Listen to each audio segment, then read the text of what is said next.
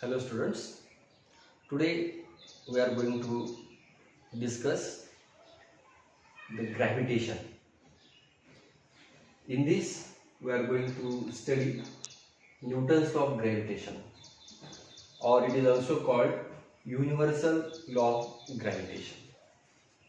So what is mean by the gravitation? Gravitation, it is the force of attraction between the material objects.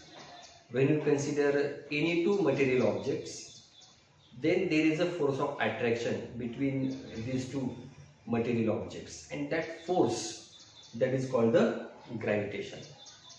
The phenomenon of gravitation was discovered by Sir Isaac Newton, and he gave the law regarding the gravitation, that is called the Newton's law of gravitation. This law is applicable into entire universe, and therefore it is also called the universal law of gravitation.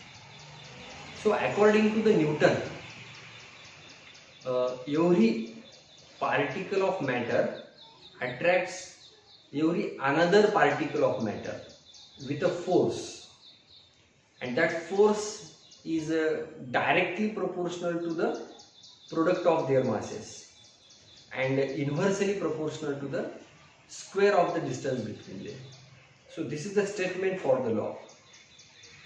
What he says in his law, according to Newton, we have to consider two objects for that, or we can consider two particles also.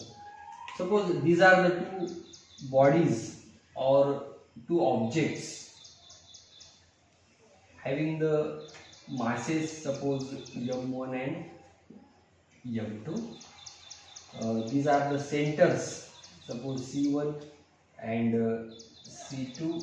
These are the centers of these two objects.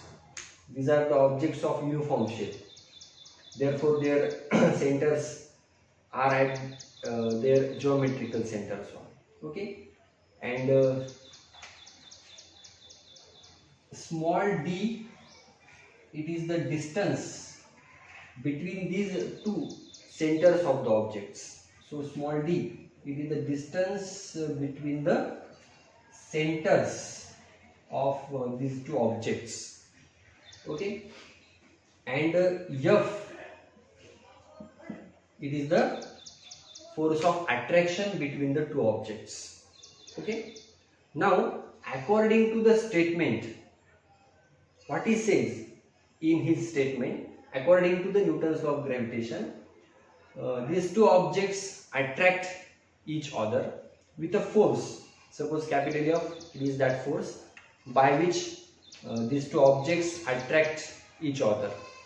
So according to the law of gravitation, we can say that this force of attraction, that is F, it is directly proportional to the product of the masses of the two objects, that is F directly proportional to the m1 m2, and this force, it is inversely proportional to the square of the distance between the two objects, or we can say that the distance between the centers of the two objects. So F inversely proportional to the d square.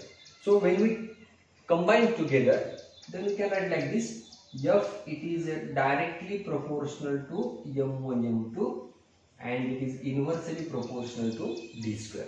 So this is the statement for the law of gravitation. Listen carefully.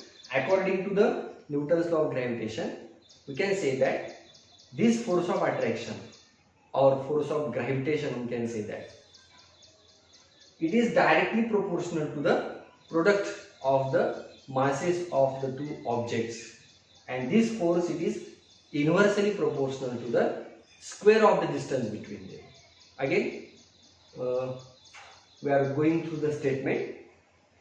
According to the Newton's law of gravitation, every particle of matter attracts every another particle of matter with a force which is directly proportional to the product of their masses and inversely proportional to the square of the distance between the centers of two objects. So that is the Newton's law of gravitation, and this is the law, that is F directly proportional to m1 m2 and inversely proportional to d square. Now we can use the constant of that is the constant of proportionality here. So by using that, we can write like this: F equals to capital G m1 m2 by d square. We are removing the symbol of proportionality and we can use there, that is the constant of proportionality. So capital G, it is the constant of proportionality, and this G, capital G, it is called the universal constant of, that is the gravitation. So this capital G indicates the universal constant of gravitation. Why it is called the universal constant? Because this law, it is applicable in the universe, and therefore this constant, it is the universal constant of gravitation. The gravitational force, it is a very weak force, but it is having its range, it is the unlimitable, and therefore due to the unlimited range of this force, its magnitude, it is very weak. We know some real forces in the nature. Among all the real forces in nature, the gravitational force, it is the weakest one, but it is having very large range of it. Okay, this law of gravitation, you can say that it obeys the inverse square law of distance. What is meant by the inverse square law of distance? So by using this, we can say that it obeys the inverse square law of distance. According to this law, we can say that force, it is inversely proportional to the square of the distance. So that means as we increase the distance, then the force goes on decreasing.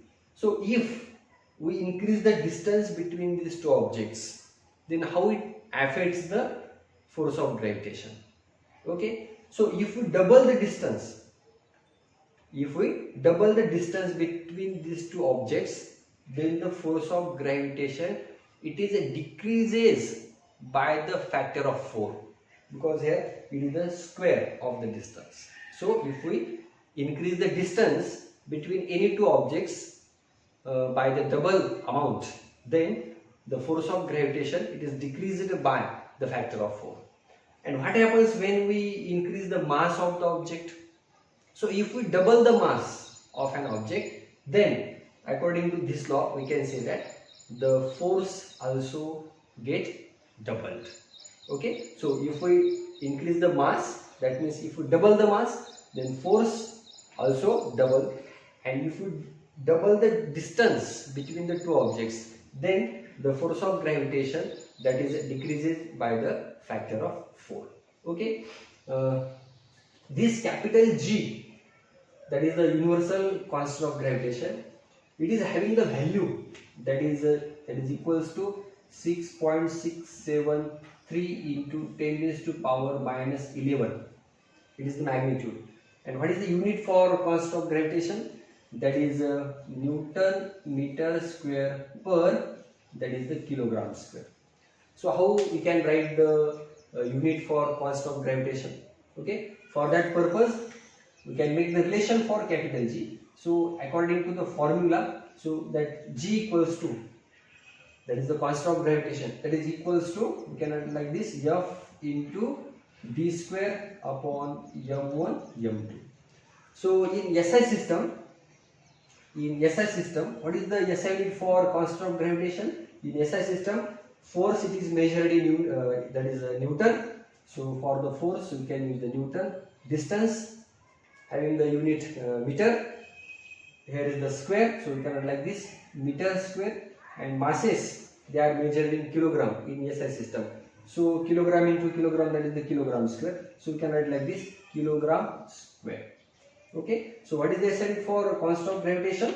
Newton meter square per kilogram square.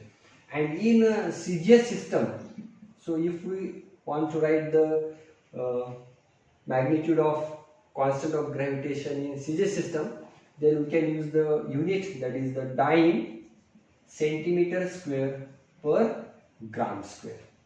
Then what is the value for constant of gravitation in a CGS system?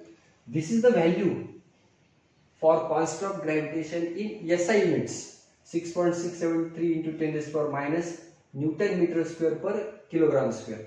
But in case of CGS system, we can write this value, that is G equals to 6.673 into 10 raised to power minus 8 dyne centimeter square per, that is the gram square. We can determine the value in CGS system by knowing, that is 1 Newton equals to 10 raised to power 5 dyne, then 1 kilogram equals to 10 raised to power 3 gram, and 1 meter equals to 10 raised to power 2 centimeter. So if you want to convert the magnitude from SI to CGS units, then we can use these conversion factors.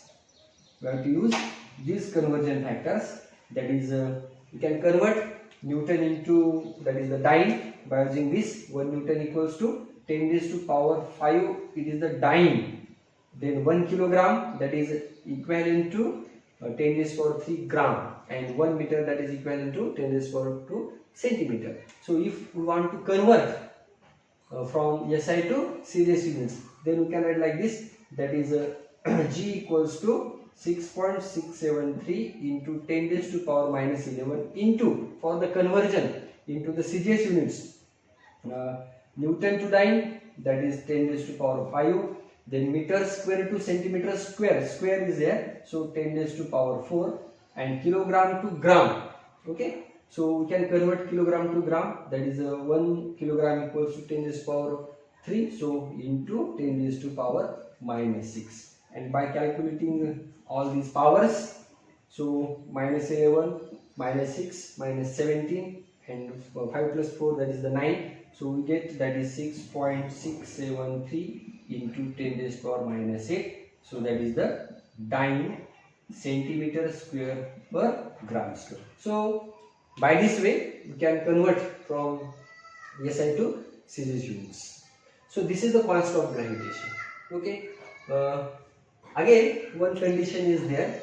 So if we are having the two objects of unitary masses, that means each object, it is having the mass of 1 kilogram, and if they are placed at unit distance, that means they are having the separation between them of 1 meter. If we put these conditions, if m1 equals to 1 kilogram, m2 equals to 1 kilogram, and d equals to 1 meter, then what is the value for capital G? Then you can write like this, that is capital G equals to force, how much? That is the 1, how much force is there? That is the capital F. How much distance? That is square of 1, that is 1 upon m1 into m2, that is 1 into 1, so that will be equals to F. So you can write like this, G equals to F. That means the constant of gravitation, it is the force of attraction between the two objects of unit masses, and they are having the unit distance of separation between them. So that is the force, and that force, that is equivalent to this one, 6.673 into 10 raised to power minus 11 Newton meter square per kilogram square. So it is having very less magnitude, and therefore we can say that the force of gravitation, it is the weakest force in nature. So this is the Newton's law of gravitation. Okay, according to the Newton's law of gravitation, we can say that every two particles of matter or any two bodies in the universe, they can attract each other with a force, that is the force of gravitation, and that is directly proportional to the product of their masses and universally proportional to the square of the distance between them. Okay, so this is regarding the Newton's law of gravitation, and it is applicable in the universe. Therefore, it is universal law of gravitation, and this constant, that is the capital G, it is also called the universal constant of gravitation. One more thing, this value, it was given by the scientist Henry Cavendish. This value, it is calculated by the Henry Cavendish, that is 6.673 into 10 to the power minus 11 Newton meter square per kilogram square. So this is all about, that is the universal law of gravitation. Thank you.